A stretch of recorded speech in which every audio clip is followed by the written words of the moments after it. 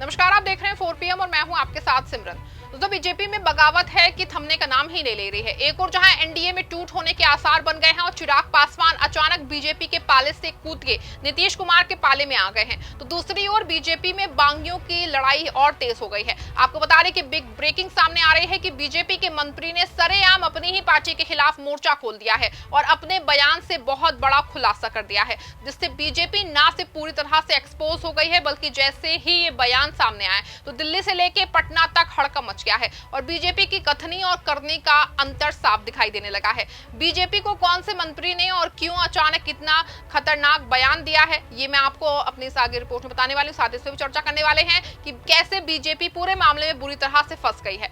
दोस्तों, बीजेपी के लिए बिहार चुनाव जी का जंजाल बन गया है। 3 महीने पहले से सीट शेयरिंग पे शुरू हुई बात अब जाके किसी तरह जैसे तैसे खत्म हुई है, तो वो भी अगर अचानक में नीतीश कुमार एक्टिव ना हुए होते तो शायद ही ये सब कुछ संभव हो पाता। लेकिन जैसे ही नीतीश कुमार के तेवर बदले हैं और लोजपा की 4 सीटों पे अपने प्रत्याशी उतारे, सारा खेल एक दिन में ही खत्म हो गया है। और अभी तक जो बीजेपी नीतीश की गुहार लगा रही थी, वो अचानक उसने सीएम फेस मानने से ही इनकार कर दिया है। पीएम मोदी के चाणक्य ने तो खुलेआम मंच से ऐलान कर दिया है कि सीएम का फैसला चुनाव के बाद विधायकों की बैठक में होगा। आपको बता दें कि जैसे ही बयान सामने आए हैं नीतीश सीएम नहीं होंगे, तो ना सिर्फ जदयू में हड़कंप मच गया है, बल्कि अति पिछड़े समुदायों मतदाताओं में भी बड़े संकट में वो फंस गए हैं। और ऐसे में बीजेपी की नैया डगमगाने लग गई है, क्योंकि अभी तक जो सीएम फेस मामले में बीजेपी के साथ खड़े थे, अब वो पलटी मार के नीतीश बाबू को सीएम का ना सिर्फ चेहरा मान रहे हैं, बल्कि ये बात भी सरेआम कह रहे हैं कि लोजपा नीतीश कुमार को आखिरी बार सीएम बनाने के लिए चुनाव लड़ रही है।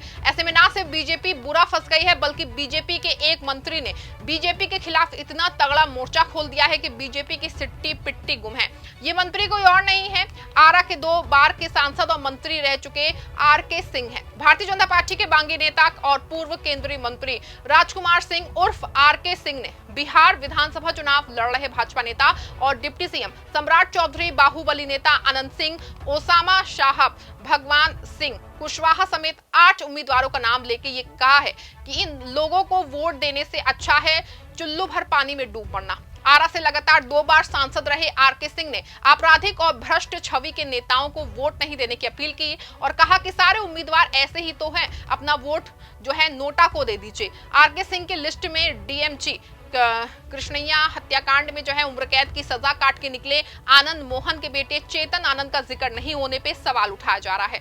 आरके सिंह ने अपनी अपील में कहा कि किसी भी अपराधी, पृष्ठभूमि वाले अथवा भ्रष्ट व्यक्ति को वोट ना दे, भले ही वो आपके जाति का ही क्यों ना हो। उदाहरण के तौर पे उन्होंने मोकामा से चुनाव लड़ रहे जेडीयू के कैंडिडेट अनंत सिंह का नाम सबसे पहले लिया है। उन्होंने बीजेपी को खुला चैलेंज करते हुए कहा कि जब 1985 में जब वो पटना के डीएम थे, तब उन्होंने उपद्रव कर रहे अनंत सिंह को पीट के भगाया। आरके सिंह ने अनंत सिंह से लड़ रही आरजेडी कैंडिडेट वीणा देवी के पति सूरज भान सिंह का जिक्र किया है और कहा कि उनके समय बिहार के नंबर 1 डॉन सूरज भान खुद नहीं लड़ सकते, तो पत्नी के माध्यम से खड़े हैं।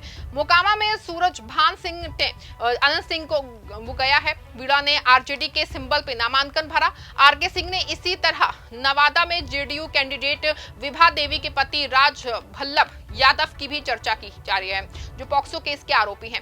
सीवान की रघुनाथपुर सीट से लड़ रहे शहाबुद्दीन के बेटे ओसामा साहब, भोजपुर की जगदीशपुर सीट से लड़ रहे भगवान सिंह कुशवाहा, संदेश से जेडीयू कैंडिडेट राधा चरण साह और आरजेडी कैंडिडेट दीपू यादव का जिक्र करते हुए सिंह ने उनके या उनके पिता के ऊपर क्रिमिनल केस की याद दिलाई है। आरके सिंह ने सम्राट चौधरी को भी इस लिस्ट में रखा है और उम्र का फर्जी सर्टिफिकेट लगा के हत्या के केस में बाहर आने का आरोप लगाया है। आरके सिंह भाजपा छोड़ेंगे या फिर निकाले जाएंगे, नई पार्टी बनाने की बात छेड़कर दी खुली बगावत। आरके सिंह ने कहा कि अपराधी और भ्रष्ट नेता जनता का खून चूस रहे हैं, उन्हें भागकर ही बस हम बिहार के रोशन उसको कर सकते हैं।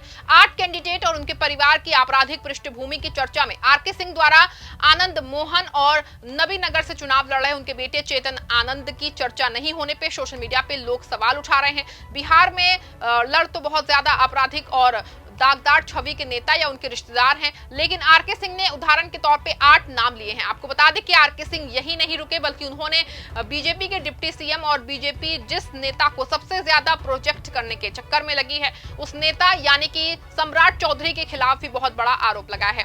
आरके सिंह ने सम्राट चौधरी को लेकर क्या कुछ कह दिया है, आप जरा इस वीडियो में देखिए। उन्हीं के सुपुत्र है ओसा।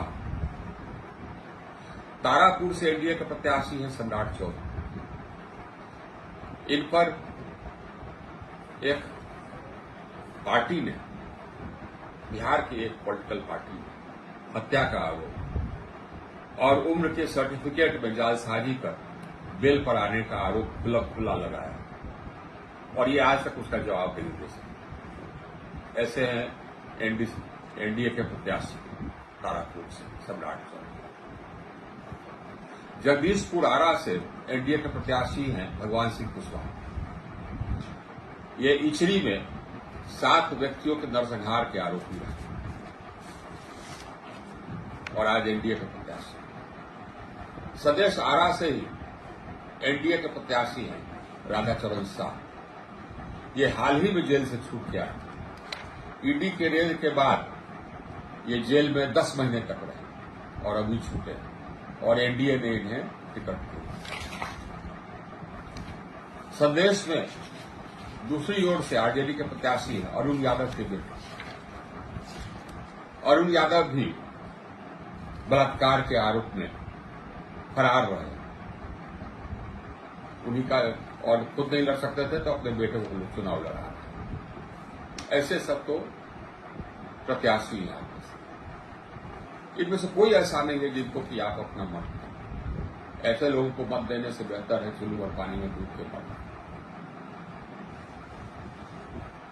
जो अपराधी है या भ्रष्ट है, वह जनता का खून चूसता है, बिहार का खून चूसता है, बिहार के विकास में अरोड़ा है। उन्हें भगा करके ही हम अपने बिहार को रोशन कर सकते हैं।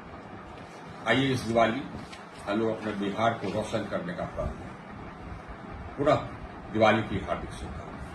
सुना आपने, आरके सिंह ने सम्राट की डिग्री और उनके नाम का हत्याकांड में होने का जो है खुला आरोप लगाया है। आपको बता दें, वैसे भी सम्राट पे ये आरोप पहले ही जनसुराज और जदयू लगा चुकी है, लेकिन पहली बार है कि किसी बीजेपी नेता और पार्टी के पूर्व केंद्रीय मंत्री सम्राट चौधरी पे सवाल उठा है। ऐसे में ये सवाल बहुत अहम हो जाता है, क्योंकि अगर पार्टी के नेता ही ये बात करने लगे तो समझो कि बीजेपी की बैंड बज गई है।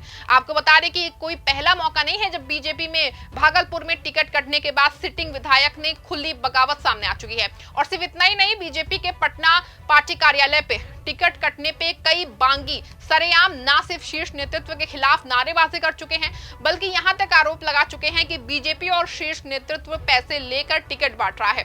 ऐसे में तो साफ है कि बीजेपी में ना सिर्फ भारी बगावत है, बल्कि पार्टी के नेता अपनी ही पार्टी को हराने की अपील सरेआम वीडियो जारी करके कर रहे हैं। ऐसे में बीजेपी बिहार चुनाव में ना सिर्फ बुरा फंसी है, बल्कि बीजेपी को रिजल्ट के बाद जोर का झटका भी लग सकता है, क्योंकि जिस तरह से जीतनराम मांझी, चिराग पासवान, नीतीश के नाम पे एकजुट हुए हैं, ऐसे में रिजल्ट आने के बाद जदयू और नीतीश कुमार नया खुला खेल कर सकते हैं। अभी जो काम बीजेपी महाराष्ट्र और दूसरे प्रदेशों में करती आ रही थी, वही काम अब बीजेपी के साथ ना सिर्फ बिहार बल्कि केंद्र की सरकार में हो सकता है, क्योंकि नीतीश दिल्ली सरकार की सबसे बड़ी बैसाखी है। और अगर ये बैसाखी टूटी तो एक बात दोस्तों साफ है कि बीजेपी की हालत डावाडोल होने वाली है। पूरे मामले पे आप क्या सोचते हैं? क्या जिस तरीके से आरके सिंह ने सरेआम आकर बीजेपी के खिलाफ मोर्चा खोल दिया है, इसका असर चुनाव में दिखाई देगा कि नहीं देगा? क्या लोग आरके सिंह की अपील पे जाति बंधनों को तोड़ के बीजेपी के खिलाफ मतदान कर सकेंगे? पूरे मामले पे आप जो भी सोचते हैं अपनी राय कमेंट में जरूर लिखिए और खबर को लाइक और शेयर भी करिए।